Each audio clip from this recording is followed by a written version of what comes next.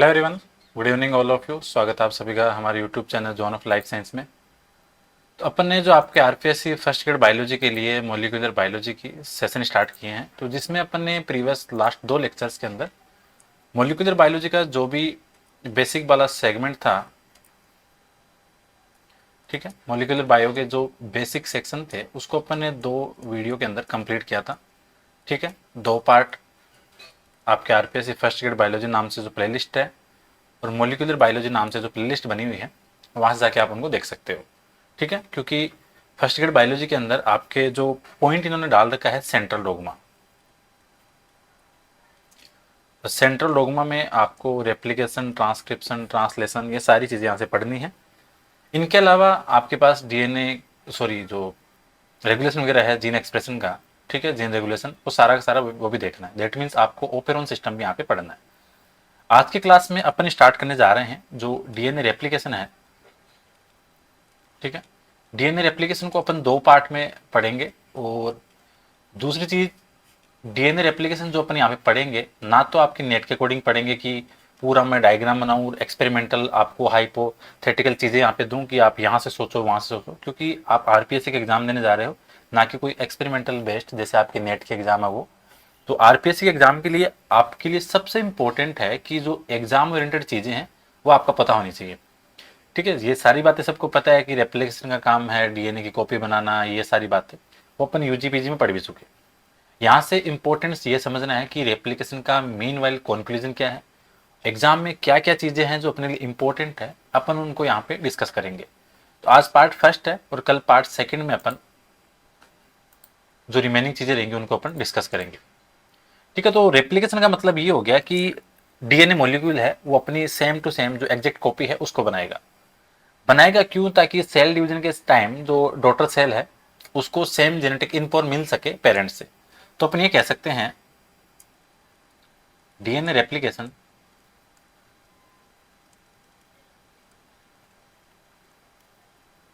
Process that copy exact DNA from parents. ठीक है, जो पेरेंटल सेल है वहां से सेम डीएनए की कॉपी करेगी ताकि डिवीजन के टाइम पे जो नई सेल होगी उसके अंदर जो पेरेंट वाली सेम जेनेटिक इन्फॉर्मेशन है वो मिल सके। ठीक है, तो डीएनए रेप्लिकेशन का मतलब हो गया कि डीएनए की कॉपी करना। ठीक है, क्योंकि डीएनए आपका जो मेन अपन बात करें यहाँ से जो आपका जेनेटिक जो पूरा इन्फॉर्मेशन का पाथवे है वो आपका डीएनए से स्टार्ट होगा। फिर डीएनए से आपका डीएनए बनेगा रेप्लिकेशन, और रेप्लिकेशन के बाद में डीएनए से आरएनए बनेगा, वो आपका ट्रांसक्रिप्शन हो गया, और आरएनए से आपकी प्रोटीन बनेगी, वो हो गया आपका ट्रांसलेशन। ठीक है, यहाँ से अपने को जो एग्जाम के लिए चीज देखनी है, तो पहला तो आपको ये ध्यान रखना है कि रेप्लिकेशन जब भी अपन पढ़ते हैं तो वो होता है आपका एस फेज में। ठीक है, सेल साइकिल की जो एस फेज है वहां पे होता है।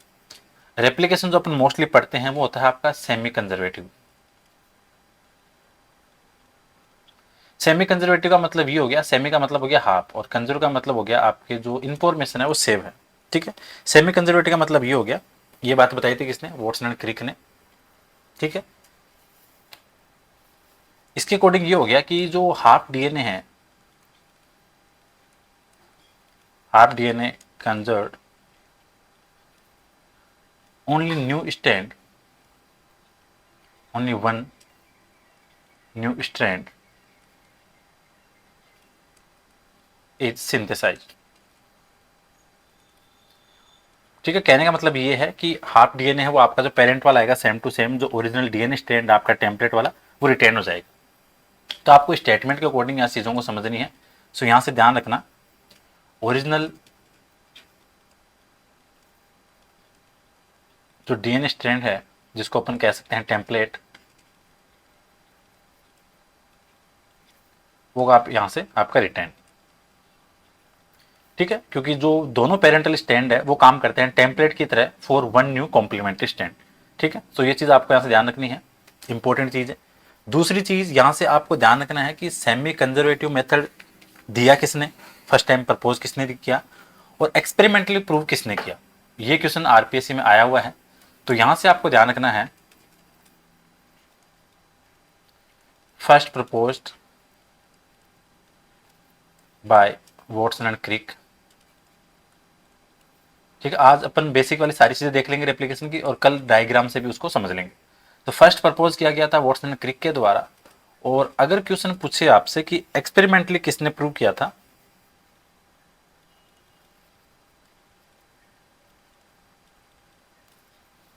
ठीक है, तो एक्सपेरिमेंटली प्रूव किया था आपके मिशेल्सन एंड स्टॉल। ठीक है, ये चीज आपको ध्यान रखनी है, यहां से ये क्वेश्चन कंफ्यूज करता है। तो ध्यान रखना, सेमी कंजर्वेटिव के अंदर आपके फर्स्ट टाइम प्रपोज किया था वॉटसन क्रिक ने, और अगर एक्सपेरिमेंटली प्रूव की बात करें तो वो था आपका मिशेल्सन एंड स्टॉल। तो रेप्लिकेशन आपका एस फेज में है, सेमी कंजर्वेटिव है, ये बात हो गई। ठीक है, रेप्लिकेशन हमेशा आपका होता है बाई डायरेक्शनल। बाई डायरेक्शनल का मतलब ये हो गया कि रेप्लिकेशन जहां से स्टार्ट होगा, मतलब जो ओराई साइट होगी, ओराइट साइड से वो दोनों डायरेक्शन में चलेगा। ठीक है, रन इन बोथ डायरेक्शन, जब अपन डायग्राम से कल समझेंगे तो आराम से समझ में आ जाएगा। Run in both direction from Orai side, 5 to 3 और 3 to 5 ऐसे दोनों तरफ मूव करेगा। ठीक है, यहां से क्योंकि आजकल आरपीएससी का जो पैटर्न है वो है स्टेटमेंट वाला, और रेप्लिकेशन आपके इन्होंने दे रखा है शायद पीजी वाले सिलेबस में। ठीक है, पीजी वाले में ऐसा ही दिया। पीजी वाले पॉइंट से अगर क्वेश्चन आएगा तो डायरेक्ट वन लाइनर तो नहीं आएगा कि रेप्लिकेशन के अंदर कौन सा एंजाइम है जो स्टैंड को ओपन करेगा, तो वो चीज़ें तो नहीं आने वाली। श्योर है कि रेप्लिकेशन के या ट्रांसक्रिप्शन के या पीजी लेवल से जो भी क्वेश्चन बनेंगे वो अच्छे होंगे आपके स्टेटमेंट वाइज। तो ये चीज़ यहाँ से ध्यान रखनी है। रेप्लिकेशन सेमी कंजर्वेटिव है, बाई डायरेक्शनल है, प्लस सेमी डिसकंटिन्यूस है। सेमी डिसकंटिन्यूस का मतलब ये हो गया कि रेप्लिकेशन के अंदर एक स्टैंड तो होगा आपका कंटिन्यूस। ठीक है, ये चीज़ें जिसने पहले पढ़ रखी है वहाँ से आराम से समझ में भी आ जाएगा। इससे पहले भी अपन ने रेप्लिकेशन वीडियो डाला था। वन स्टैंड होगा डिसकंटिन्यूस और वन स्टैंड इज कंटिन्यूस। कहने का मतलब जो लेगिंग और लीडिंग स्टैंड है, तो लीडिंग पे तो आपका डीएनए कंटिन्यू बनेगा, और जो लेगिंग स्टैंड है, लेगिंग स्टैंड पे डीएनए बनेगा वो टुकड़ा में बनेगा, जिसको बोलते हैं अपन ओकाजाकी सेगमेंट। वो अपन कल यहाँ से देखेंगे। तो एक स्टैंड डिसकंटिन्यूस और दूसरा आपका कंटिन्यूस। ठीक है, ये बात हो गई। तो रेप्लिकेशन के अंदर आपको सिंपल समझना है कि ये 4-5 बातें हैं, पहले तो ये समझना है।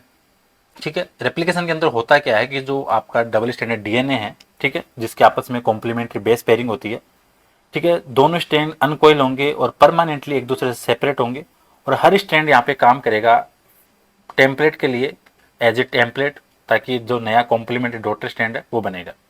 और जो बेस सीक्वेंस होगी पेरेंट की और ओल्ड स्ट्रैंड की, वो डायरेक्ट करेगा जो बेस सीक्वेंस होगी आपके न्यू स्ट्रैंड जैसा। जैसे अगर एडनिन है आपके पेरेंट वाले के अंदर ओल्ड स्ट्रैंड में, तो कॉम्प्लीमेंट उसका क्या होगा, थाइमिन होगा न्यू स्ट्रैंड के अंदर। तो सिमिलरली ध्यान रखना है कि अगर पेरेंट स्ट्रैंड में साइटोसिन है तो गुआनिन वहाँ पे एज ए कॉम्प्लीमेंट्री होगा आपके न्यू डेटर स्टैंड के अंदर। तो ये चीज़ आपको यहाँ से ध्यान रखनी है। रेप्लिकेशन में आगे चलने से पहले कुछ एक इंपॉर्टेंट एंजाइम है जो अपने को पता होनी चाहिए, ताकि जो भी अपन इनिशिएशन से लेके टर्मिनेशन की प्रोसेस पढ़ेंगे सो अपने को पता रहेगा कि कौन से एंजाइम है जो यहाँ पे मोस्टली काम आते हैं। ठीक है, सो यहाँ से अपने को देखना है कि एक तो आपको ध्यान रखना है helicase enzyme.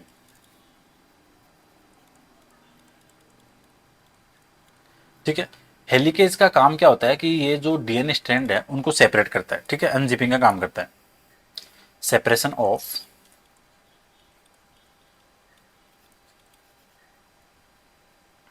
DNA strand, separation of DNA, या इसको ऐसे कह सकते हैं ब्रेकिंग द हाइड्रोजन बॉन्ड। तो ये चीज आपको ध्यान रखनी है। डीएनए आपके दोनों स्ट्रैंड है वो तो पहले साथ में रहेंगे, तो एक जगह से कट लगाना पड़ेगा ताकि डीएनए आपका स्टार्ट हो रेप्लिकेशन, जिसको अपन ओराई साइट बोलते हैं। हेलिकेज को ध्यान रखना, मैग्नीशियम चाहिए as a cofactor.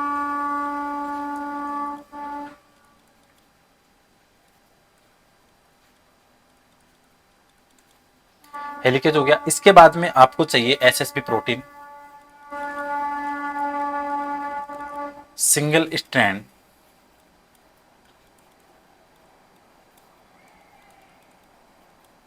DNA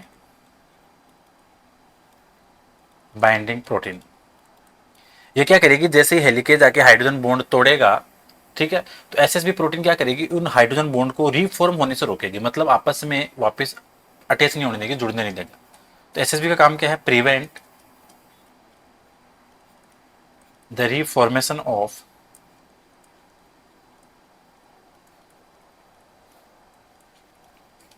hydrogen bond. Helicase हो गया, एसएसबी प्रोटीन हो गई। इसके बाद में आपके पास आता है अगला एंजाइम प्राइमेज, जो बनाता है आपका RNA primer, make RNA primer. Primer की जरूरत अपने को ये पड़ती है कि प्राइमर के पास में फ्री 3 प्राइम OH होता है, सो दैट जो न्यू न्यूक्लियोटाइड है वहां से आके यहाँ पे जुड़ सके, ठीक है। So primer have free 3 prime OH so that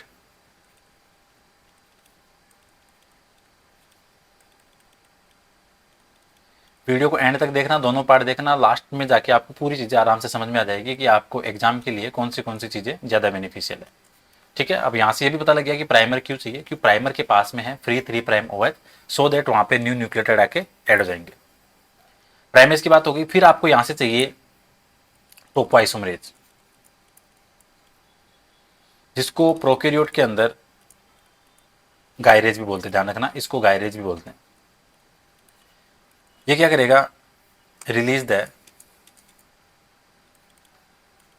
जो टेंशन होगी वहां पे सुपर कोइलिंग की वजह से, उसको वहां से हटाएगा, ठीक है। ये चीज आपको ध्यान रखनी है, इंपॉर्टेंट है। इसके अलावा आपको चाहिए डीएनए पॉलीमरेज, जो मेन रेप्लिकेशन के लिए एंजाइम होते हैं वो होते हैं आपके डीएनए पॉलीमरेज। अब यहां से इंपॉर्टेंट चीज ये आती है कि जो आपके डीएनए पॉलीमरेज हैं वो अलग अलग टाइप के हैं, ठीक है, एग्जाम के लिए ध्यान रखना है। टाइप फर्स्ट भी है, टाइप सेकंड भी है, टाइप थर्ड भी है, तो ये चीज यहां से अपने को ध्यान रखनी है, ठीक है। अगर अपन बात करें डीएनए पॉलीमरेज फर्स्ट,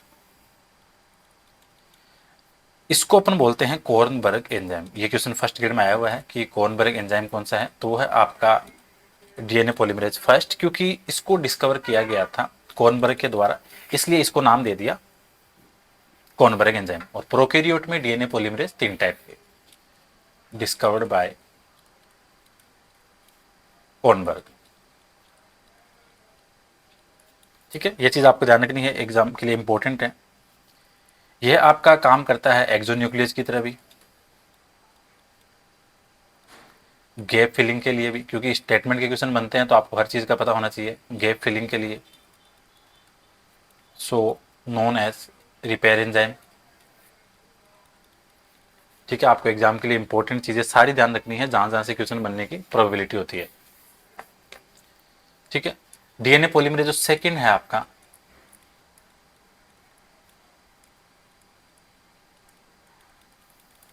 ठीक है, ये भी मोस्टली डीएनए रिपेयरिंग में काम आएगा। जब आपके पास डीएनए पॉलीमरेज फर्स्ट एब्सेंट है तो वहां पे रिपेयरिंग का काम मोस्टली करता है DNA polymerase second. DNA polymerase जो थर्ड है, ध्यान रखना, अगर क्वेश्चन पूछे कि मेन रेप्लिकेटिंग एंजाइम कौन सा है, then answer will be DNA polymerase third. Most important है, ठीक है। इसको रेप्लिकेज भी बोलते हैं। सो यहां से आपको एग्जाम के लिए काफी सारी चीजें देखने को मिल गई जो इंपॉर्टेंट है। यहां से और इंपॉर्टेंट लगा के लिख लो, रेप्लिकेशन के डीएनए पॉलीमरेज से जो क्वेश्चन बनते हैं, ध्यान रखना, जो डीएनए पॉलीमरेज फर्स्ट है उसके पास में 5 prime to 3 prime exonuclease activity है, ठीक है। ध्यान रखना, आपके लिए एग्जाम के लिए इंपॉर्टेंट है। फर्स्ट, सेकंड और थर्ड, फर्स्ट सेकंड थर्ड, इन तीनों के पास में 5 prime to 3 prime polymerization activity मिलेगी। 3 prime to 5 prime exonuclease activity देखने को मिलेगी, but 5 prime to 3 prime exonuclease सिर्फ डीएनए पॉलीमरेज फर्स्ट में होगा। ये चीज आपको यहां से ध्यान रखनी है। तो ये सारी चीजें क्या है, एग्जाम के लिए काफी इंपॉर्टेंट है, ठीक है। तो अभी तक अपन ने देखा है कि जो मेन मेन एंजाइम थे उनको अपन ने डिस्कस किया, मेन मेन एंजाइम देख लिए, जो एग्जाम ओरिएंटेड चीजें उनको देखा। अब अपन बात करें कि जो रेप्लिकेशन होता है आपका, प्रोसेस की बात करें, आज अपन बेसिक प्रोसेस देख लेते हैं, कल पूरी डिटेल में पढ़ेंगे। सो डीएनए रेप्लिकेशन प्रोसेस, देखो एक चीज ध्यान रखना, चाहे रेप्लिकेशन हो, चाहे ट्रांसक्रिप्शन हो, चाहे ट्रांसलेशन हो, तीनों के अंदर तीन फेज होती है। कौन सी? इनिशिएशन। इनिशिएशन का मतलब ये हो गया कि कोई चीज स्टार्ट हो रही है। इलोंगेशन, इलोंगेशन का मतलब हो गया कि वो चीज स्टार्ट हो गई, आगे वो चेन बढ़ती जा रही है। और टर्मिनेशन, टर्मिनेशन का मतलब ये हो गया कि एक पीक पॉइंट आया जहां पे आपको चीजों को बंद करना है, उनको एंड करना है, तो हो गया इनिशिएशन, सॉरी टर्मिनेशन। सो इनिशिएशन, इलोंगेशन और टर्मिनेशन तीन मेन फेज हो गई। ठीक है, यहां से मैं आज बेसिक इन तीनों चीज प्रोसेस के बारे में थोड़ा बता देता हूं, ताकि कल अपने को पूरी स्टडी करनी है। देखो जब भी डीएनए रेप्लिकेशन होता है तो आपको रेप्लिकेशन के लिए डीएनए पे किसी स्पेसिफिक जगह पे कट लगाना है, और कट लगा के वहां से रेप्लिकेशन स्टार्ट करता है, और जहां से रेप्लिकेशन शुरू होता है उसको बोलते हैं ओराई साइट। ठीक है, तो पहले क्या करेगा, हेलिकेज एंजाइम आया, हेलिकेज एंजाइम आके open the DNA double helix, जो आपके पास डीएनए का डबल हेलिक्स था उसको ओपन कर दिया। कल डायग्राम से भी समझ लेंगे, आज एक बार वैसे बेसिक समझ लो। हेलिकेज आया, उसने डीएनए था आपका डबल हेलिक्स, उसको खोल दिया। अब होगा क्या, जैसे इसने खोला और वहां पे आएगी आपके सुपर कोइलिंग, और सुपर कोइलिंग को हटाने का काम करेगा topoisomerase. So topoisomerase remove supercoiling. Stepwise समझना, डीएनए को हेलिकेज ने ओपन किया, ओपन करने के बाद में जो भी सुपर कोइलिंग थी उसको टोपो आइसोमरेज ने हटाया, और एसएसबी प्रोटीन ये काम करेगी कि जो स्ट्रैंड आपस से सेपरेट हुए हैं उन दोनों को हाइड्रोजन बॉन्ड बनने को प्रिवेंट करूं। So SSB protein prevent reformation of hydrogen bond, क्योंकि ओपन किया उसको तो हाइड्रोजन बॉन्ड वापस नहीं बनने चाहिए, हाइड्रोजन बॉन्ड, या सिंपली ये कह सकते हैं स्टेबिलाइज डीएनए। सो एग्जाम में स्टेटमेंट में ये क्वेश्चन भी आ सकता है कि रेप्लिकेशन के दौरान डीएनए को स्टेबिलाइज कौन करेगा, वो करेगा आपका एसएसबी प्रोटीन। दोनों स्टैंड ओपन हुए, एक बबल लाइक स्ट्रक्चर बन गई जिसको नाम दे दिया रेप्लिकेशन फॉर्क। ठीक है, रेप्लिकेशन फॉर्क फॉर्म्ड। जब डायग्राम बनाएंगे तो सारा समझ में आ जाएगा। सो पहले यहां पर सिंपल सी बात थी कि बस डीएनए को आपने ओपन कर दिया। अब क्या होगा कि जो इलोंगेशन प्रोसेस है, इलोंगेशन में न्यूक्लियोटाइड ऐड होंगे। ठीक है, नई चेन बनेगी आपकी 5 प्राइम टू 3 प्राइम। ठीक है, चलता रहेगा, और लास्ट में आएगा आपका टर्मिनेशन। तो टर्मिनेशन और इलोंगेशन वाली दोनों प्रोसेस अपन कल डिस्कस करेंगे। कल की क्लास में अपन सारी बातें डिस्कस करेंगे कि भाई ओकाज़ाकी सेगमेंट क्या है, कंटिन्यूस और डिसकंटिन्यूस कैसे चलता है। ठीक है, सारी बातें अपन देखेंगे। थोड़ी लंबी क्लास होगी कल वाली, तो उसके अंदर देख लेंगे। आज थोड़ा टाइम कम है इसलिए थोड़ी बेसिक वाली चीज़ें अपन देख ली। तो कल अपन इनिशिएशन से स्टार्ट करेंगे और सारी चीज़ों को अपन देखेंगे कि कैसे कैसे आपका रेप्लिकेशन चलता है, और एग्जाम ओरिएंटेड कौन कौन सी चीज़ें हैं जो आपको पढ़नी है, वो सारी चीज़ें अपन कल यहाँ पे शॉर्ट में भी लास्ट में एज ए कंक्लूजन उनको डिस्कस कर लेंगे। ठीक है, सो रेप्लिकेशन में कल की क्लास काफ़ी इंपॉर्टेंट होने वाली है। वहाँ पे अपन प्रॉपर चीज़ें देखेंगे कि भाई डिसकंटिन्यूस और कंटिन्यूस कैसे चलेगा, लेगिंग स्टैंड कौन सा है, लीडिंग स्टैंड कौन सा है, with the help of diagram. सारी चीज़ें अपन वहाँ पे देखेंगे। ठीक है, सो जिन्होंने प्रीवियस लेक्चर नहीं देखा है एक बार आप जाके उनको देख लेना। ठीक है, बाकी जो आज रेप्लिकेशन का जो बेसिक पार्ट था, जहाँ जहाँ सो मेन मेन चीज़ें बताई हैं उसको आप देख लेना।